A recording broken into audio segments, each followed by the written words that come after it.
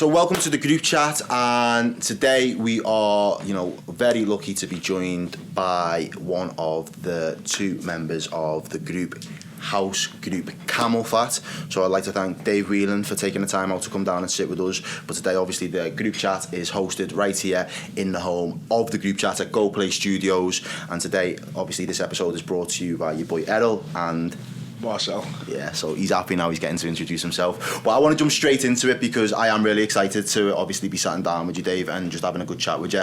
Now, I was doing some reading, a little bit of digging into the background of CamelPhat earlier today, but one of the things that's just struck me straight away, and it's not something you can say about a lot of Scousers, is that you have been proudly nominated for a Grammy. So, well, obviously welcome for coming down first and foremost, but what was that feeling like?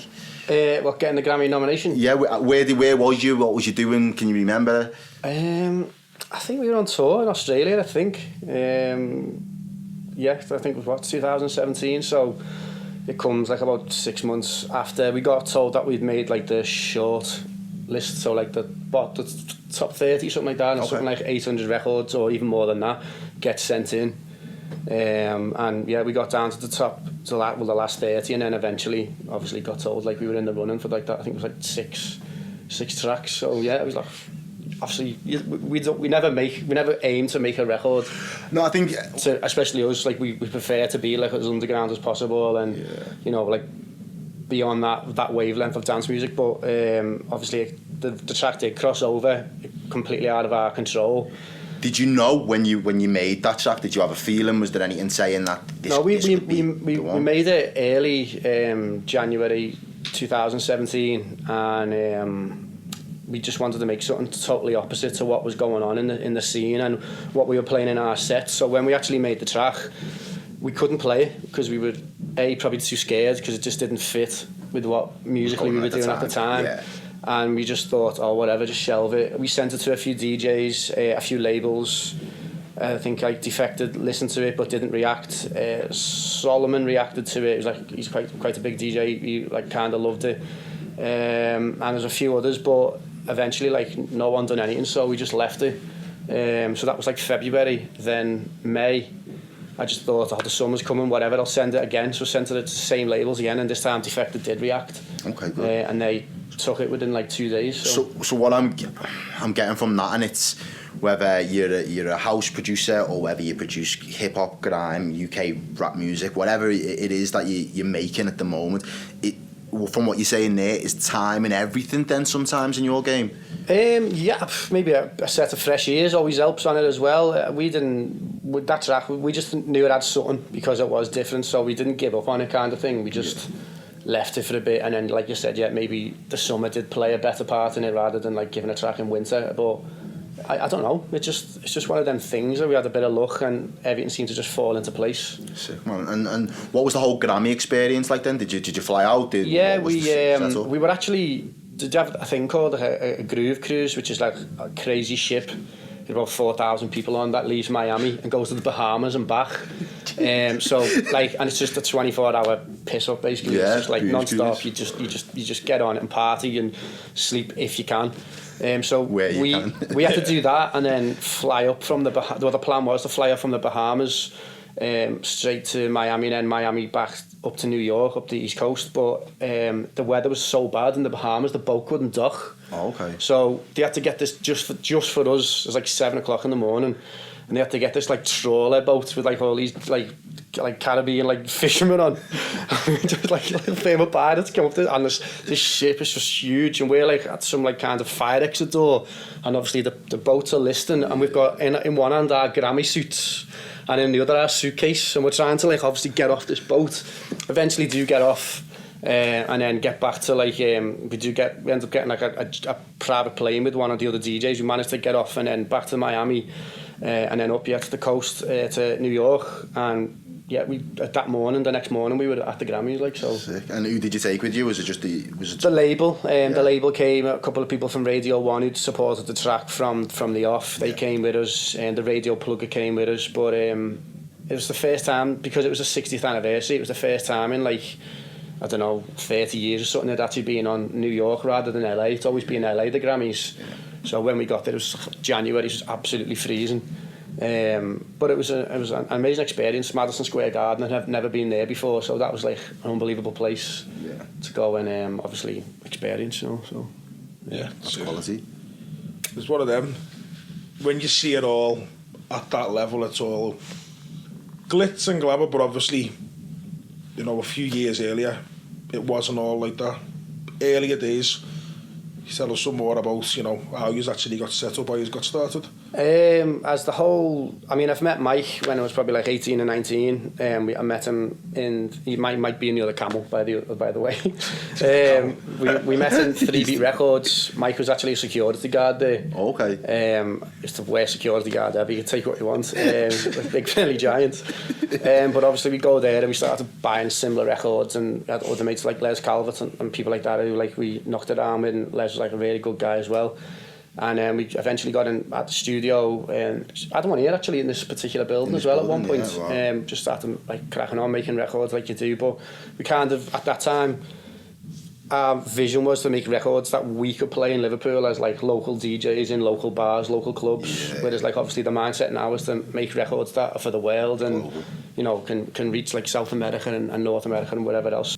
Am I right in thinking as well that you guys are the owners of a nightclub in Liverpool? How did you get that started? What was the driving force behind that? We're partners with another guy who actually runs it. We just got involved from the start. To be fair, we were quite lucky in that as well.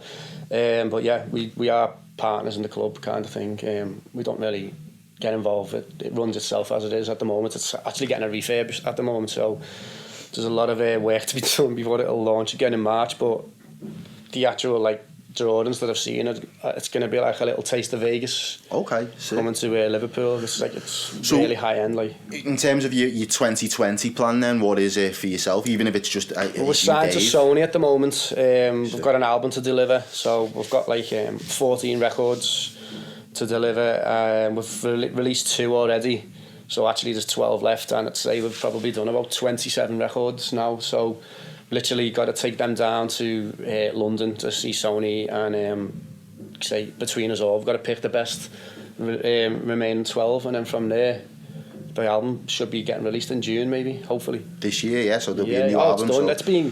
It's been a year's work, like, you know, so we're ready to release, like. That's sick. So there's a busy schedule ahead then. Yeah, I've got some amazing people involved, like Giannis from the Foals, Noel Gallagher. We were recording with him the other day. Okay, what's that like though? Don't skip over that. What's the Gallagher like? Just like the coolest guy like that we've probably ever met. He's just so normal and so down to earth. He was actually asking us about records and asking us if this is cool, how does that sound? And obviously, mate, you're a legend, go do what you want. No. You know what I mean? But he was like, do you sorry to jump on that, do you ever walk into a room and see Noel Gallagher, and do you just revert back to, you know, being 17, 18 and think Oasis days, and they would... Yeah, I was obviously dying to like belt out like Wonderwall or something. Yeah, you do. You know, just or I can actually play Talk Tonight with tabs on the guitar. I wanted to show off and like have a little go on tabs. But I thought, what am I doing? Oh, yeah. So, but you still have those moments for yourself, don't you think? Yeah. Noel Gallagher, God, he's an absolute icon. You know what I mean? That's kind of who I grew up on myself musically. So people like that and songwriters like that, like DiMatta, you know what I mean? That's what makes us get in the studio. This is something I've always wanted to know when I listen to house music, because again, I'm you know, my experience of house music, I've worked in clubs since I was about 16, 15. The first club that I worked in was on Matthew Street. I ended up working in Passion on Victoria Street side of town, and then obviously working my way back over to Concert Square at various points. So I've always been in and around the house vibe and the house music, but I'd never go home and then upload or know the names of the songs to have on a playlist. But the second I'm out with the boys on the weekend or back in work, I pretty much know all the words and know how the song goes. How do you find adding lyrics to what I'm thinking is just some sort of house beat? How does that process work? I'll be honest, like, us as CamelPhat, we don't claim to be lyricists. We're more like, probably more like the architect. So obviously the writer will come in and the writer will put down what they like, but we might hear the hook and it might be just like that. We'll say, that's it, stop. And the writer might be like, Do you mean? And we're like, that's the hook. That's what we needed. And then we'll get that, and then we'll build on that rather than like trying to write a whole track because we're not. It's dance music at the end of the day. We're not trying to make an indie song or like some kind of like masterpiece. It is just dance music. It's four to the floor. You know what I mean? Absolutely, and I feel like that's. It definitely comes across that it's you're not forcing yourself to make these ballady type songs or really songs that have got really powerful lyrics or anything like that, but at the same time I still feel like there's a skill to being able to, just as you said then, there's the hook, and I know that's going to work with what that's probably what we're best at is identifying what will sound good once it's put down. Like obviously a vocalist standing in like a vocal booth or whatever and then putting something down, they're just doing it off the top of their head because that's what comes natural to them. But for us it's like we can pick out a hook, you know what I mean? And to be fair, we try and place many hooks throughout the track, like the likes of Cola is just a load of hooks being glued together to make one single, which I don't smashed know, it. Maybe that's the secret. No, but it smashed it. Mm-hmm. So from my perspective now then, I just kind of want to go back a little bit further. I know we're jumping forward and back, but how did you as an individual then, Dave, how did you get into, music? Did you learn an instrument back in the day? My sister was a couple of years older than me and she used to always come home with like tapes from the Drome, the State, 051, all these like clubs that I was too young to get into. Even my fake ID was terrible, so she'd come home with the tapes and I used to just play them and just be like, that's all I'd listen to was these tracks, just like constantly, like the Dromes, like Cy Edwards, Dave Graham, John Cotton, just anyone I could listen to. I'd be Stu Allen, I'd be like listening to them all. And then eventually I think I was like 13 and my mum, QVC had just landed on the telly and she thought she'd do me a favour. Well, she was doing me a favour obviously, and she bought me a set of Sound Lab bell drive decks, which are like probably the worst decks you can have, but they opened my world to obviously being a DJ kind of thing, so. And you've just been DJing from there. Well, the way I see it is like the vinyl, but having decks at the time, because it was there's no such thing as MP3, it was obviously vinyl. It kept, it's like probably the only Christmas present that I'd still use like obviously 10 years later, because the vinyl kept it new. Do you know what I mean? So the constant like change of like the music genres. They're very in vogue as well, vinyls now as well. That's it. So like obviously got like thousands and thousands of vinyls back at home, just sitting there now because everything is digital. But it is always nice to go back and flick through them now and then. Sick, man, is right. So moving forward then, from our perspective, we've set up the group chat ideally to be able to highlight and put a light on some of Liverpool's best and brightest talents, as well as some influential people that kind of inspired us to obviously just keep grinding and pushing things out. Give us some real insight into, anything you're going to do, you've got to kind of give it 110 just because of how hard it is, because your industry, it's very competitive. There are, big acts that'll be here 1 minute and then the next minute you won't hear nothing from them for a couple of years. You just got to work. I can't give anything. We've spoke about this before. I know we've chatted about what the work life is like. I know it might seem to some people like it's glitz and glamour. Yeah, I mean, what we do, it's not for everyone. It's a heavy schedule. Okay. Do you know what I mean? In what sense then? So what personality traits do you think best equip you for being able to be as successful as you have been over the last couple of years? You've just got to be obsessed, completely and utterly obsessed with your job, regardless what it is. Like, if you want to be the best or up there, you've literally got to eat, sleep, and Marcel, you've dieted for years and years to do what you do. You know what I mean? You know how hard it is. Going back to that, then give him an example of like. When your schedule is heavy and you're here, there and everywhere, tell us, when we spoke. For us, some of the weeks that you've got. Say the summer just gone, we done High, which is the old space in Ibiza. We done that every single Tuesday. There was probably like 3 or 4 weeks where we were doing America over a weekend, which would be like New York, LA, San Fran, Friday, Saturday, Sunday, and then flying back on the Monday morning from probably like West Coast America to get to London to connect to Ibiza, and by the time we'd landed it'd be like 2 o'clock in the afternoon Tuesday, because obviously with the hours catching up. So, and then from there you'd be expected to go and do the pre-party in Cafe Mambo, which would be like 7 p.m, And then from there, like, bear in mind, you obviously probably have a few beers and whatever else there, and then from there, it'd be 2 o'clock in the morning, you'd have to go on stage and like obviously embrace it and enjoy it. We do enjoy it, don't get me wrong. I think like this is what I find funny because it's not even that I find funny. I feel like I've had experiences where I've been on stage in the past and obviously done a bit of acting and stuff like that, and I know you have experiences when you're on stage and you're doing your bodybuilding. There's an element of what you do where you, Marcel, have to perform and you gear yourself up for 6 to 8 months to be at that physical peak condition to then give a performance for up to 3 minutes. So I've kind of made a link with that where you're probably at your most tired when you've got to really put on a brave face and be like, basically, here I am to like however many hundreds of thousands of people. Yeah. So there's kind of a link with that to what I do. Yeah. So where you're at that point and you look your best, and you're there. People have came to see you.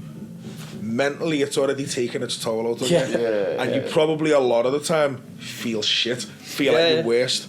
So I get that without having actually experienced. Do you feel like you have to then switch a button or flick a switch to turn around and say, right, I'm going to perform now, and it's a bit more of a performance, and you've got to find a bit of adrenaline gets you through it. Okay, Obviously, especially when you're dropping records and getting like huge reactions, and it's even more so if it's your own records that like you've worked on all week and then you're just testing out. Like, we just done that at the weekend just gone. Then we were in Glasgow and a lot of the stuff we played was just off our new album. And what was the reaction to that? The world's never heard it before, and you're getting instant reactions. You know what I'm saying? So for that, like, you do kind of buzz off that. But back to the whole equation of being exhausted, like near exhaustion, that is not for everyone, that life. You know what I mean? It's like we're lucky in the fact that there's 2 of us, and I never used to get it why a lot of DJs would take a tour manager with them, because I'd always be like, you're just wasting money. Like, why are you doing that? You don't need to take them with you. Just get the job. But now I understand you're taking them with them because, like, socially, you could go 24 hours without speaking to anybody. Like, by the time you get in the airport, you get on the flight, get off the plane, the driver picks you up, takes you back to the hotel, says, I'll pick you up at 1 o'clock in the morning. Yeah. You do the gig and come back, and as soon as you finish the gig, they just want to take you straight back to the hotel because they're done with you. Yeah. Everyone's made the money. Everyone's happy. See you later. That's the majority of the time. And then that might be like 5 o'clock in the morning. You could be getting a flight back at 8 o'clock in the morning to wherever you've got to get to next. So it's like, you do just get passed around. We actually, I remember in Ireland, we got drove so far on a motorway, and then another promoter picked us up. We were like the parcel on the motorway. We got out, and the next promoter was waiting for us in a lay-by. He's like, right, see you later. We're like, see you later, mate. And got in the next car, and he drove us up north to like Belfast or whatever. And I was just like, wow, this is crazy. So again, then, so from what I'm taking from that is, it's like any craft, and obviously you both are really good examples of obviously being really successful in your own respective fields, but then at the same time finding that balance to, I spoke to you just before we started rolling, and you said, you're from Anfield, you still live in Anfield, and you still both, obviously I know you're very grounded, but you seem very grounded as well in that. How have you not then allowed that we've got over 250,000 Instagram followers and we can be here, there and everywhere, we can, as you said, San Fran one day, LA, then over to New York. How have you kept your feet on the ground basically? I don't know, it's just the way it's always been. I reckon the answer's probably, and not to start you up, but you seem like the type of Scouse lad, you're probably quite close to your ma, and your ma would never let you get away with just having your... and my mates as well, obviously your mates, like my mates see me and straight away just like, that's not absolutely you. Hammer me, you know what I mean? Yeah. So it's like, they'll see a picture of me, like, might be enjoying myself on the stage, and then they'll send me that like on a group chat saying, what the fuck are you doing, you know what I mean? And I'll be like, alright. So then the next time I'll be thinking, don't do that. I'll be like, I'll be thinking of my mates on stage. They're just throwing shade at you no matter what you do. Exactly. Yeah, exactly. So there's always like that in the back of your mind, not to play up. That's one thing, as I haven't knew him obviously before or during the early days of CamelPhat, and what I respect and what I like a lot, he hasn't changed. You've not changed. Whereas some people, and it's very hard to say from this point now because none of us know what we'd be like or how we'd react to having that fame. 100%. But I can say, someone who sees you on a weekly basis, well, you now are the same as what you were. I think 5-6 years ago. We have this like bit of fire, I think, me and Mike, where it's like we're terrified that we're going to be rubbish tomorrow. So I think that drives us to get in the studio, but we say it a lot with a lot of interviews, but that is always in the back of our mind, that tomorrow our music will be absolute dog poo. So like we always get in the studio, we're always trying to make ourselves better, we look at other people that we like and who influence us, and we're constantly trying to like keep up with everyone else, you know what I mean? So I don't know, maybe that's probably a massive part of like not thinking I suppose that keeps you humble. I've never thought of something in that sense. No, it is 100%. And you know, we were talking about early day CamelPhat. Am I right in saying that there was one point where you guys, what was the idea behind the masks? Where did that come from? Well, basically we wanted to make music that we weren't associated with in our past, and we couldn't seem to get a break with all the A&R guys within the industry. So we wanted to, because of our past, or maybe because our music was terrible, I don't know, but we wanted to have a clean slate, and the only way of doing that was to we set up a SoundCloud. We had the masks as the logo, 2 Mexican masks, no idea why. It's probably just the only image I could find on Google at the time. And then we said we were from Italy. We said we were from Milan on the SoundCloud, so no one could like. And then we set up obviously a Hotmail account, just whatever, like so nothing to do with anybody.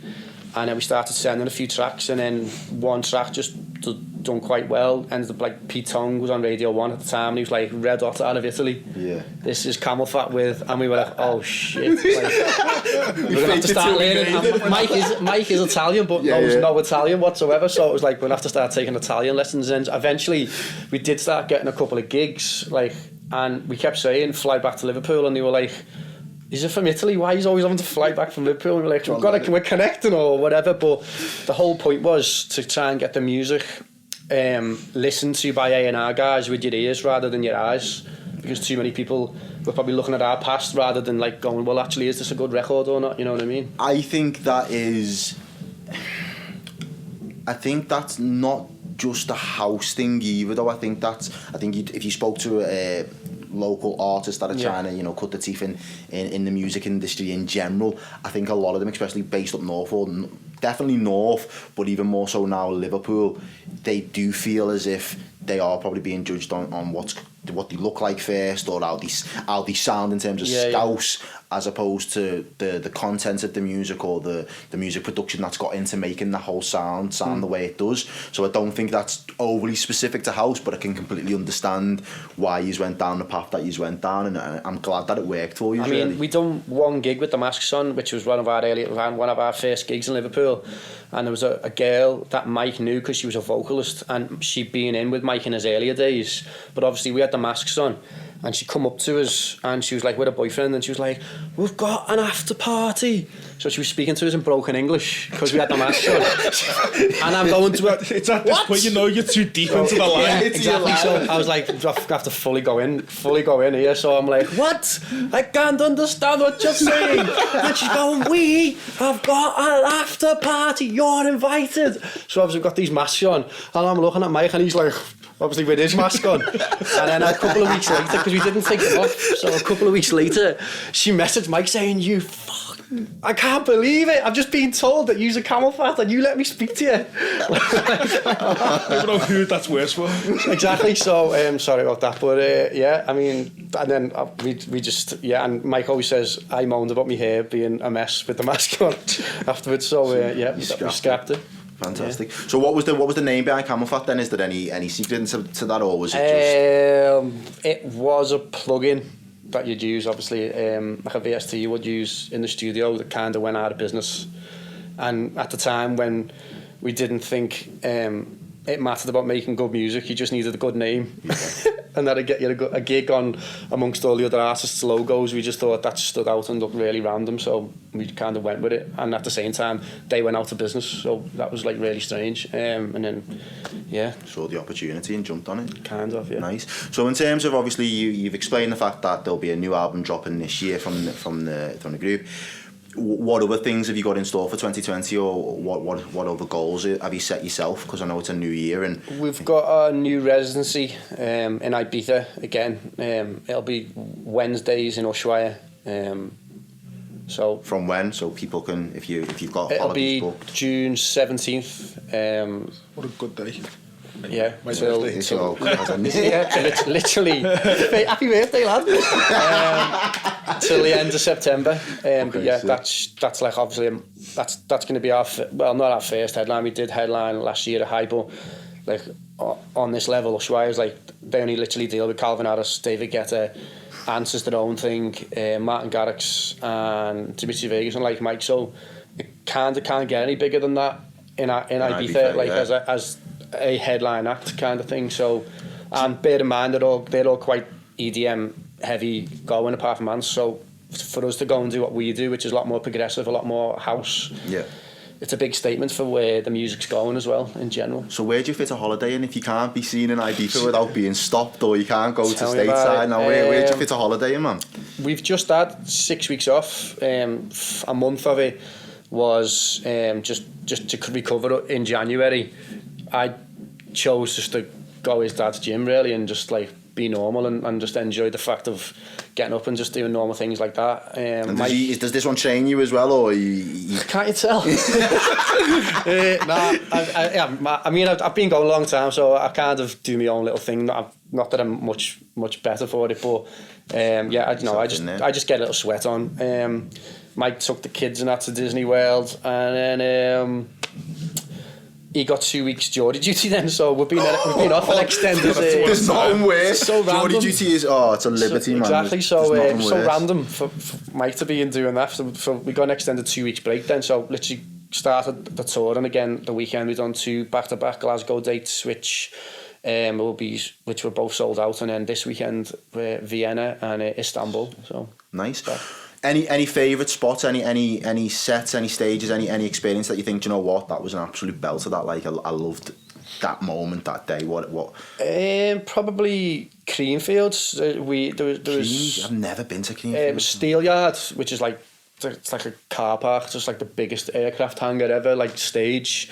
We actually got asked, I'll never forget it, because it was when Conor McGregor fought Floyd Mayweather. Oh yeah. And we kind of got the phone call 4 days before the event, because we were only meant to be doing like some small stage for like 2,000 people or whatever, and he rang us and it was literally as Cola was blowing up, and they were just like, Local Dice can't make it. It's like a huge DJ. Will you just fill in for him? So we were just like, what? And he's like, you're going to close the Steelyard? So we were just like, is this for real? So obviously done that, and there was literally like the doorman said there's like something like 27 gates on the actual like venue, and they had to shut them all down, and there must have been like over 15,000 people there, like just going bananas. So for us it was like, oh my god, like tearing up expecting, but actually all right. Yeah, exactly. Yeah, you know what I mean, like it was just, that was like an eye opener of like things to come. It was like, because it was totally unexpected. We were actually thinking, oh my god, this is so embarrassing, we're going to drive up now, because we had a gig down south first in the day and then had to drive back up to Liverpool. So when we eventually done it, we were just like, I can't believe how many people's here. This just doesn't look real. Do you have to pinch yourself sometimes? I did then. Yeah. I definitely did then. And we've done a few Radio 1 events as well, where I've just been like in Ibiza and stuff, and I've just been like, I can't believe these people know us, let alone our music, because like you just take it for granted, you know what I mean? So what was you doing before music? Because I know for any musician will tell you that before they make it or become a musician, there was a backlife. What was yours? I left school to go and do sports science, so I did do like a national diploma in sports science in St Helens College, got through that, and then ended up at John Moore's doing sports science there, and I think I lasted a month because of the fees and everything. I remember handing over, my birthday's in October, I remember handing over my birthday money for tuition fees. I was like, this isn't for me. So I was just like, nah. And then randomly at the same time, I got offered a job at Society to like warm up DJing. That was like my first real DJ job in town. So yeah, so from that, like I DJ'd and then eventually became like a promoter there, and then I ended up on Juice FM for like about 8 years in town. So how did you do the transition from DJing to then producing? What was that? Just literally, like I said, like I met Mike in the record. We were buying similar records in the shop, and he had a studio in town. So we were literally going up. He introduced me to Jack Daniels, so that pretty much ruined me Sunday League career. What position did you play? Centre mid, centre forward, depending how lazy I felt like being that day, depending how hungover I was. But so that kind of that put an end to the footy, but then obviously made everything come together with the music, you know what I mean? So we've been doing it for like 20. I've been doing it for nearly 20 years with Mike, like in the studio. It's only come good now. I know people think like we made Cola and the rest is history, but there was at least 10 years of that's right. tears. I wanted to literal tears. I wanted to get you in on that because I remember I was working somewhere and he texted me and he said to me, "Oh, I'm just in the steel. Was it the steel wind factory?" And you were just like, "I'm just watching CamelPhat," and I was like, "Camel who?" He's like, "CamelPhat," and I was like, "Okay." We were there. That's such a typical you response, by the way. But because it's just because as I say, if you put me in town and I hear the tune, I know exactly. I know all your lyrics, but I couldn't tell you what the song was called, and I couldn't tell you who created that music. Do you know what I mean? So he turned around and went, "Coca-Cola." And I was like, "What do you mean Coca-Cola?" He's like, "The guys that do the song Coca." I was like, "Oh, okay, yeah, I know the song." So I'm there singing it to myself. And it was only in that moment that I realised that he said he was going there. And then the next one he turns around and goes, "Yeah, they're from Liverpool.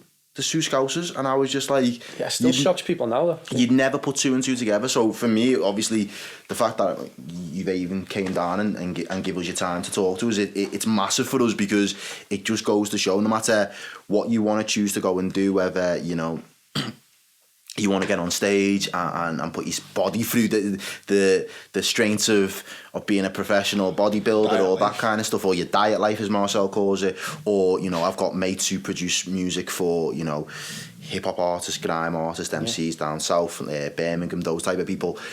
I know how many hours he puts in every single day making music, and even for yourself, just confirming it there in the flesh to say it doesn't happen overnight. No, definitely not. I can absolutely 100% believe you, and I think you definitely you've put Liverpool back on the map in terms of the house music scene. I think a lot of people now have got their ears to the ground for all things that are coming out of Liverpool, and I think you definitely you're opening hopefully some doors for the next generation. I hope so. Hopefully, like there's the next CamelPhat's already there now, waiting to go. You know what I mean? And do you have guys that like in and around you that you kind of taking under your wing at the moment? Is there any that kind of mentorship going on? I mean, we always try and champion people we know. Not so much even just Liverpool, just DJs in general. You know what I mean? If there's talent, that's what I'm saying. You can't deny talent, and if that's how a lot of it does work. And it literally takes that one play, of course, that one person. It is like a very right time, right place. It is. Social media is huge now. Like if you get a video of a massive DJ breaking your record, it can literally, like, that's the thing. Yeah, it goes viral, and then, like, the rest is history. You know what I mean? You can literally be a superstar overnight the way it is now. Like, dance music's so strong at the moment. Would you like, given another 2 years, would you like to be able to create that moment for somebody else? Yeah, I mean, we listen to as much music as we can. I get thousands of promos sent to me every single day. It's like I have to listen. I try and listen to as many as I can. We actually done like not a competition. We done like a thing online where we asked for people to get in touch, like regardless of what world you're from. Yeah. If you can write a track, like write music, like we'll make a record with you. So I think I ended up with like 7,000 emails, and I'm literally still getting through them now. And I found some unbelievable singers. I found like an opera. I found like an R&B guy. I found a choir down south, and like these people are like so talented and still not known. Like they're literally unknown, and it's like it's such a shame. I mean, I can only do so much. You know what I'm saying? Absolutely, like, of course. These people like are probably more talented than me, but just haven't had the spotlight. So it's like all I can say is like keep going. Like if you truly believe in it, like it will happen. Fantastic. Well, again, I can't thank you enough for coming down and sitting with us here on a group chat. From my perspective, again, it's just now more than anything else, just wrapping everything up. Obviously, guys, thank you all for tuning in. Obviously, you got a personal Instagram or anything that obviously you've got followers, but just do CamelPhat when you get them harmed by that. I had a look at some of the CamelPhat followers before as well. Freaking hell, yeah, man, inundated. But yeah, from us here at GoPlay Studios, it's your boy Errol and Marcel and Dave. Thank you very much for joining us, and obviously stay tuned for more episodes of the group chat. Share, like, comment, let us know what kind of things you want us to be talking about and discussing. But again, massive thank you. So stay tuned for the new album from CamelPhat dropping this year.